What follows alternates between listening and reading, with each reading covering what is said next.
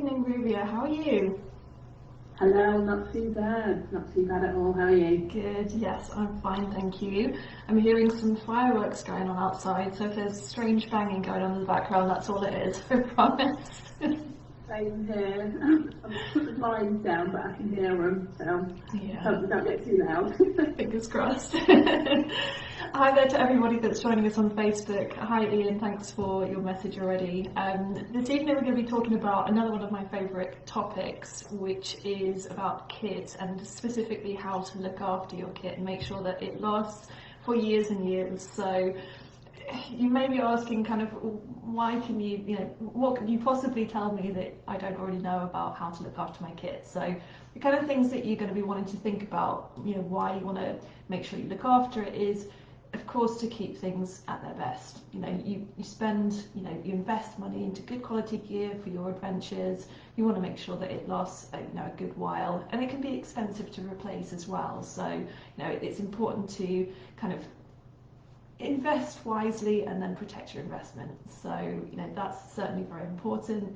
And of course as well, I mean, I don't know about you, Rubia, but for me, I get very attached to certain things. I have my favourite pair of boots, favourite waterproof jacket and so on.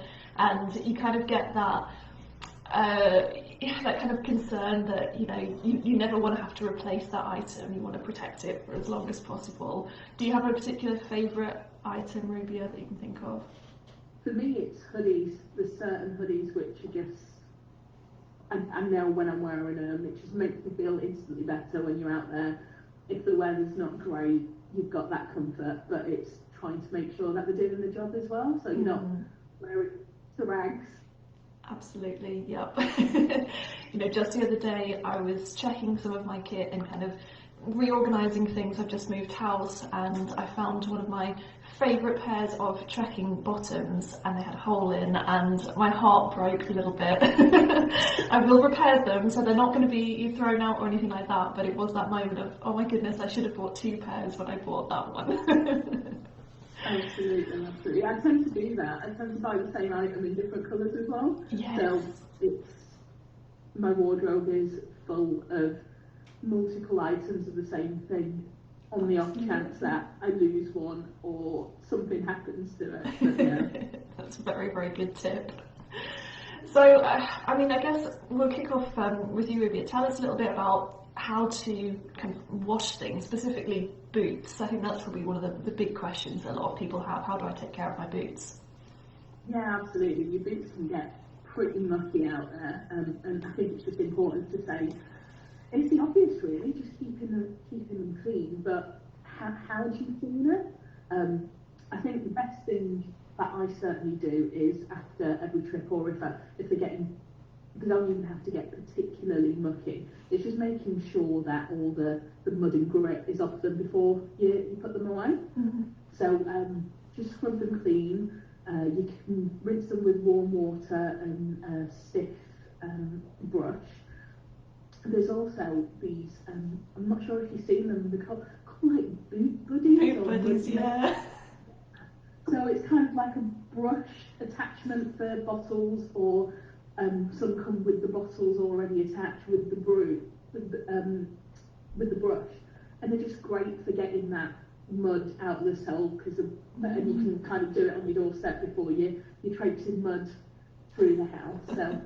So those are always good. I think it's important to say that just be wary of the material that your boots are made of. You don't want to kind of wear them down too much so they stop doing what they're meant to be doing. Like the soles can be a bit more hard wearing than the uppers can be. Mm-hmm.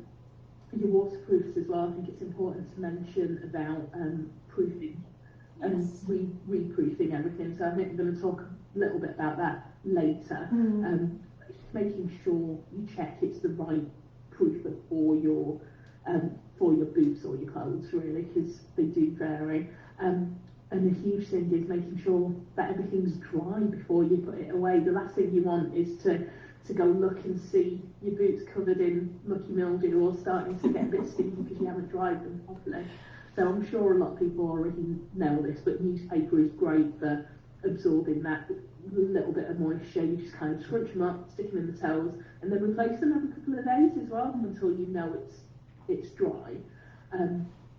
So yeah, I think it's just like you said before, keeping an eye on the wear and tear as well, and just protecting them, because if you've got decent boots, you're protecting your feet at the end of the day, and that's the last thing you want is to be wearing dodgy boots while you're trekking or noticing a tear while you're up trekking to Everest Base Camp or whatever. That's the last thing you want is your boots to fall apart. And it would always be that completely awkward moment when they do fall apart. It would never be, right at the beginning where there might be potential you could replace them. It would be in the middle of nowhere where there's nothing you can do but tape them up with gaffer tape or something like that. So always check out for damage and things before you go as well. And something you reminded me of when we were talking through that was about keeping your boots dry. It's really important to remember to take your insoles out as well when you're washing them. So you can wash the insoles as well. There's obviously lots of sweat and bacteria and lovely foot stuff gets soaked into your insoles. So it's definitely worth taking those out and washing them and drying them separately as well. And something else, a kind of accessory that I like to use for drying my boots out is called boot bananas.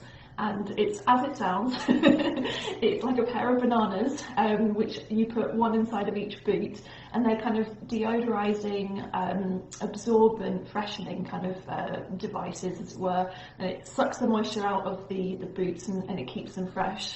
So now my feet always smell of lavender every time I go out walking, but it's a really kind of nice way of keeping them fresh and clean and deodorized, especially if they're getting towards the end of their lifespan as well. I tend to take you can get kind of like little ball version ones as well, which are nice and light and small to take on the trek with you. So if you're having to share a tent or a room and your boots can get a bit stinky by the end, you just throw them in every night, and like you can carry them in your pocket during the day. And so your roommate doesn't get too angry at your boots. That's reminded me of a really funny story, or perhaps I should say embarrassing and shameful. I was travelling for a long period of time across South America, and one of the last stops on the trip, I was staying in a dorm and arrived, it was very early hours of the morning, 2 or 3 o'clock in the morning, and I'd been on an overnight coach. I think it was probably about an 18-hour journey, so it was very, very hot and sweaty, and I was wearing my hiking boots. And I went into this dorm room and very, very quietly kind of tiptoed in and took my boots off and kind of climbed into bed, and these were very, very old boots, and I could smell as I was taking them off the horrendous stench of my boots. The next morning the people that were staying in the dorm with me said, "Oh my god, did you smell that last night?" I have no idea what it was. I think an animal must have died outside.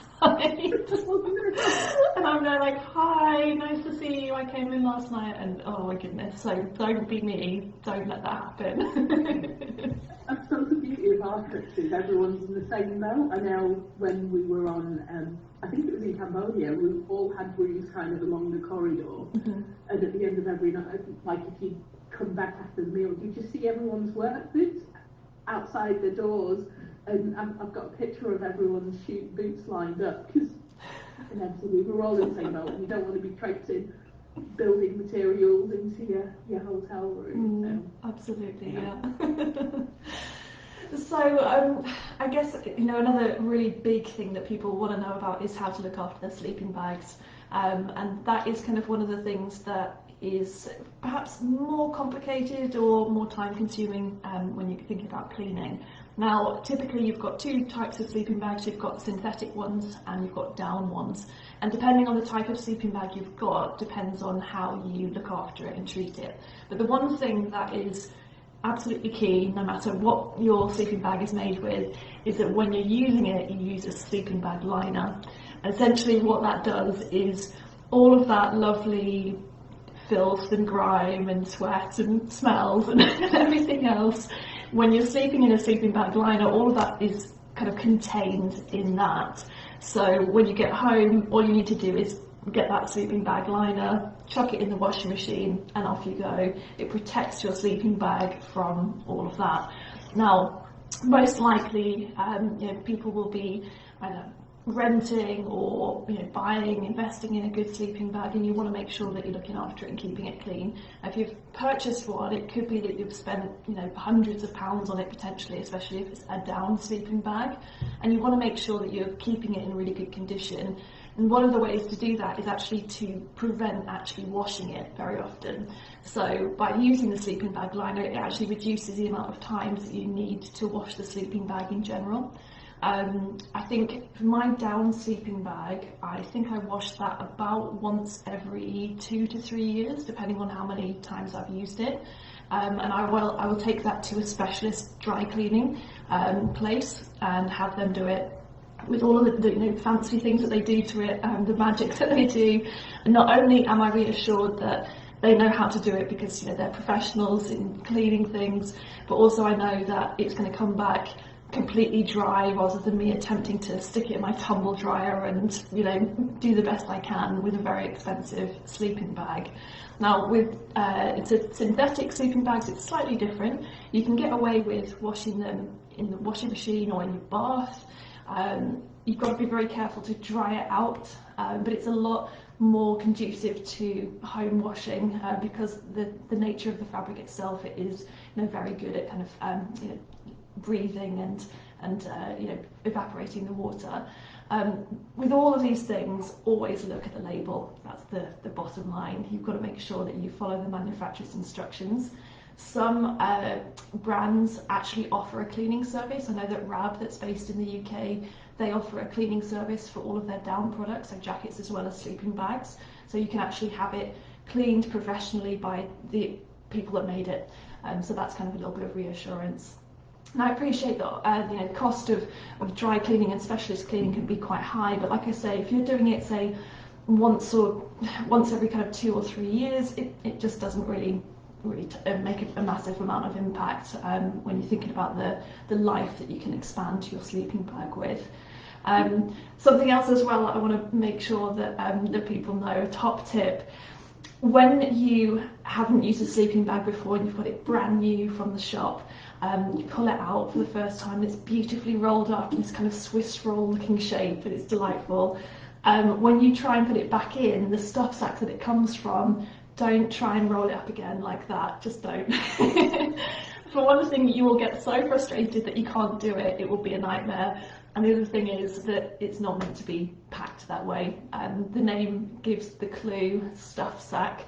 The idea is that you stuff it back into the sack, and the reason for that is because it gives it avoids kind of creasing any of the fibres or putting gaps in the fibres, which would cause cold spots for the sleeping bag. So again, whilst you're on the trip, make sure you're looking after it nice and carefully as well. One other thing, another important point about how to clean it properly: a lot of sleeping bags these days come with a durable water repellent kind of coating on them, and if you use detergent and things on them that isn't applicable to that kind of fabric, it can completely strip that away, and any of the benefits you've paid for essentially for that sleeping bag will be lost. So it'd be a real shame to miss out on all of the benefits that you can get from that. Rubia, have you got any kind of thoughts on detergents and proofing and other bits and pieces? Yeah, I think it's important to say when it comes to any type of technical fabrics, really, it's when it comes to cleaning, making sure you're using the right detergent for it, the right temperature. Like you say, care labels are really important. I'm really lucky. My washing machine has a sports mode, Nice. So it's like a gentler cycle. Not just your trekking gear, but even your gym gear. Mm-hmm. It's made of materials that should be wicking away the sweat, or waterproofs, which should be repelling rain and that type of thing. If you use your normal detergents on it, it just kind of either coats the fibre or breaks things down, and they're not going to be doing the job they're meant to be doing, really. Mm. Fabric conditioner as well. Great for your towels and having cosy bath towels, but not so great for your trekking equipment or your gym gear. So just as much as you think, oh, a little bit won't do damage, over time the residue builds up and you can really tell. So I think it's just, you can get specialist detergents if worse comes to worse, you're going on the trek a few days later and you need to wash something just use a little less detergent as well, I think. But if you have the specialist stuff, I think it's just, like you say, prolonging the life of your items. And I think less heat, line drying is best as well. So if you're doing a cold wash, there's no point in sticking it in a tumble dryer where it's going to be heated, really. So it's just taking care. I think it's important to mention things like merino wool and bamboo. Be careful of shrinkage as well. Last thing you want is your favourite merino base layer to be far too small for you. So, and I find the same with my bamboo socks as well. One of them shrunk and the other one didn't, and I have no idea how that happened. Same wash, but yeah, absolutely gutted. Oh, it would be better if at least both of them had shrunk and you could have, donated them to a young child or something. Exactly. I have no idea what happened to them, How funny. But you learn from your mistakes, don't you? So You certainly do.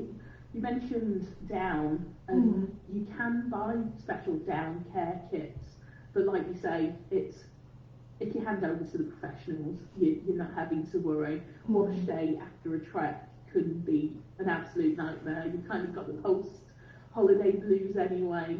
So I think going to the professionals is a good advice, but you can get down care kits and they come with the funky balls that you throw in the dryer and things. So yeah, it's worth exploring. So in terms of reproofing, how often do you think we should be reproofing our waterproofs, would you say? For waterproof sort of jackets and trousers and things, to be honest, it really depends on how often you're using it. If you're using it kind of every weekend, then obviously you're going to need to reproof them more frequently than if you're using it once every 2 years, for example. One kind of key important thing to mention is that if things are physically dirty, so let's say you've slipped over in a bog in the Lake District or something and all your waterproofs are covered in mud, then they obviously need to be cleaned.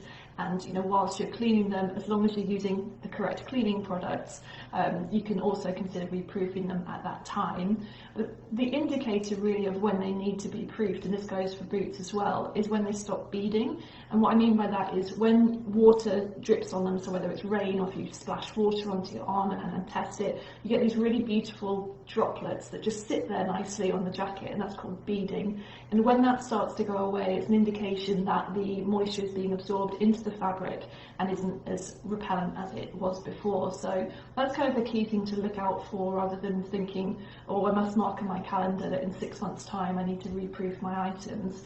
If they're still fine, then of course you don't need to. On the other hand, if they are, soaking in more frequently, it could be a kind of an indication that you need to replace them, upgrade them, or that they need reproofing. So it's definitely worth kind of looking at your items, seeing how they work in the conditions that you're obviously needing them for, so using it in the rain, and then you can kind of assess how frequently it needs to be proofed. But yeah, it's just important to make sure that everything is clean before it's proofed as well. Keeping it clean means that it can do its job better. And Rubia mentioned about the amazing different products you can get for cleaning things. There's some amazing detergents out there which are sports specific. I think Halo is the one that I use, which you can buy very cheaply in Sainsbury's. Granger's do a great line as well. But you can also just go back to the basics and use pure soap flakes or liquid soap flakes as well. I have a liquid version of it, and white vinegar, and you can pop that into your washing machine and that does the trick as well. It's obviously very, very affordable and reasonably easy to get hold of these days. You can buy it online, and you can probably find soap flakes in most sort of hardware stores as well. So you don't have to spend a fortune on bits and pieces to clean your gear. You can be inventive with it as well. So I guess first I should probably just say hello to everyone that's said hello to us. I haven't been keeping an eye on the comments. Apologies for that, guys. Hi there to June, to David, Alan, Gary and Claire. Hi, Gary, he's reminded us it was 2013 that we trekked together on Kilimanjaro. I can't believe it was 7 years ago. That's just amazing. Time flies, doesn't it? So, Rubia, how would you say is best to store things once you've got them cleaned and everything's kind of, happy? how's best to look after them in that way? Yeah, I think because we were talking about sleeping bags, with sleeping bags, I think it's, even though they come in the stuff bags, it's, if you can, try not to store them compressed in the compression sacks. One hack that, if you've got the room, is great, is hanging it up in the back of your wardrobe. So it's kind of long and you're not, it just means the fibres don't kind of get all squished and compressed, and as long as they don't take up too much room, it's not too bad. Using trouser hooks, my sleeping bag actually has hooks on the outside which you can kind of hook on to various things, and you just kind of leave it there, and it keeps what's the word I'm looking for? The air circulating as well. Yeah. So yeah, so they don't tend to get as musty. I think you find if you leave them in your stuffed sacks and then you pull it out, the last thing you want to do is try and get cosy in your sleeping bag and get in that musty smell. It's not very pleasant, is it? It's not at all, no. Another good place that you can store sleeping bags actually is under your bed. If you've got a gap under your bed, you can stretch it out obviously lengthways under there. If you've got pets or small children, you might want to consider an alternative place for that. Don't be tempted to put it in a loft or a cellar, because it's going to be so damp in there potentially, depending on your home, that you'll end up with it being soaked with moisture, so be very careful about that as well. I think that's an important thing, isn't it? Just to make sure it's dry, there's air circulating, and like we mentioned, it's clean before you put it away. The last thing you want to do is come back off the trek and leave your dirty laundry in a pile getting all musty. So get it sorted and put away properly. In terms of boots, you can buy boot bags and specialist boot bags, but I just keep the shoebox, to be honest with you, and keep the sole. I take the insoles out and tend to keep them separate rather than leaving them in the boot in storage. But yeah, if you've got the room, keep the shoe boxes. But like I say, there's plenty of specialist boot bags out there which you can store in. I suppose it's how often you use them as well.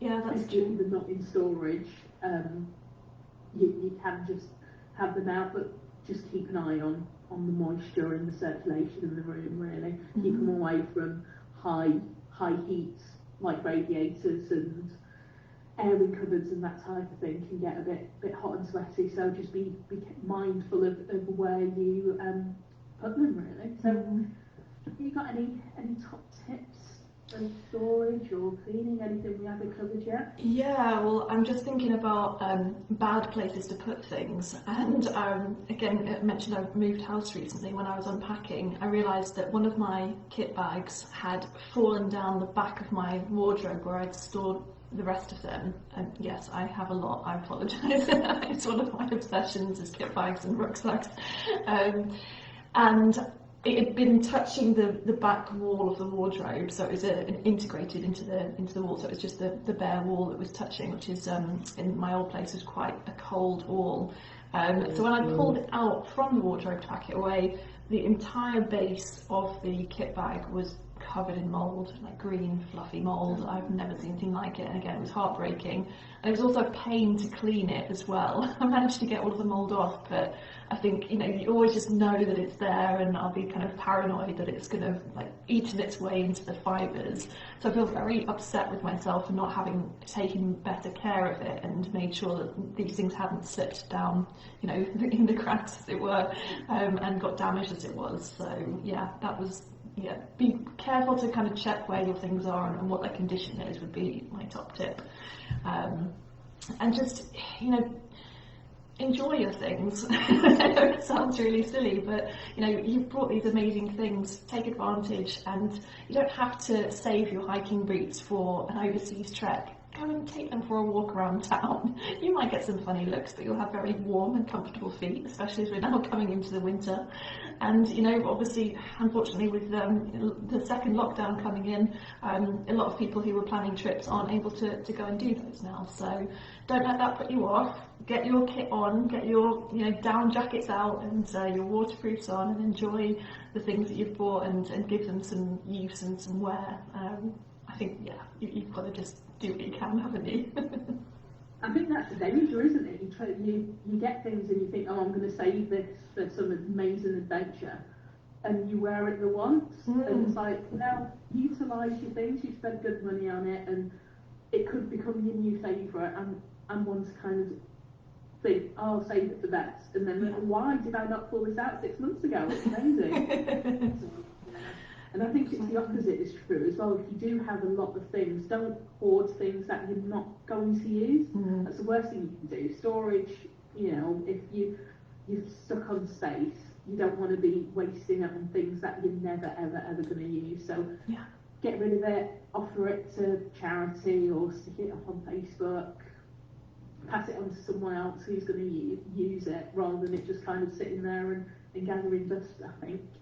Absolutely. And thinking about that from the other side of things is that if you find that you need to replace something, or there's something you need to buy, look at those places to buy good quality used goods. And kind of keep that eco-friendly recycling going. So Facebook has got tons of different selling groups specific to outdoor gear, forums on websites that are specific to climbing and mountaineering. They have selling kind of posts and things.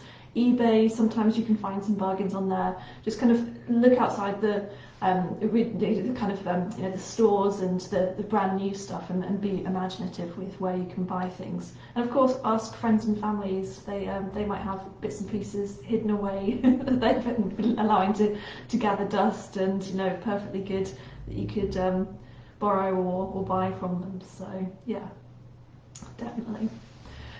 So any further kind of thoughts, Rubia, on kind of looking after kit? Kind of final thoughts of the evening.